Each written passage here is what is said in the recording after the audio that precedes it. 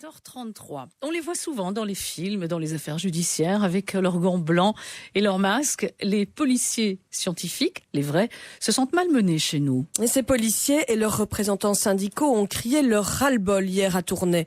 La police scientifique manque de moyens. Les policiers tournaisiens ont profité d'une réunion entre les instances judiciaires et policières locales pour décrire leurs conditions de travail. Isabelle Palmitessa.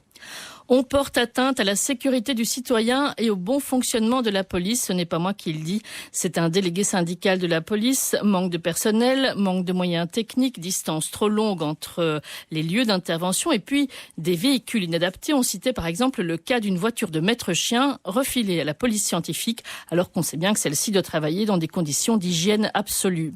Et les policiers craignent que la situation ne s'aggrave. Il est question en effet de réduire le nombre de laboratoires de 23 actuellement. On passerait à 5 pour tout le pays. Avec quelles conséquences? Voici l'avis d'Alexandre Nutens de la CSC. On perd de 1 la proximité qu'on avait avec les zones de police. Donc ça, c'est extrêmement important dans le cadre des enquêtes judiciaires, c'est d'être proche des enquêteurs pour avoir une réponse rapide en fonction de leurs attentes. Pour les citoyens aussi, parce que forcément, on travaille dans une enquête judiciaire. Pour la plupart du temps, c'est notre fonction première. Donc c'est rechercher des traces et indices pour confondre les auteurs de crimes ou délits.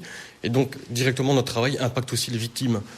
Et donc, un travail rapide est essentiel pour justement le bon fonctionnement d'une enquête judiciaire. Et le rallongement de délai, la centralisation, etc., je pense que c'est vraiment déconnecté d'une réalité de terrain. Donc, la réalité budgétaire est confrontée à une réalité que je qualifierais d'opérationnelle, voire d'enquête, qui sont, je pense, diamétralement opposées. Que veut actuellement la direction de la police fédérale pour sa police ? Une interview de Laurent Dupuis, le procureur du roi Mons-Tournai, Christian Henry, interpellé hier par les syndicats, n'a pu que se ranger de leur côté. Lui qui, depuis des mois, met en garde le fédéral contre le manque de moyens et d'effectifs.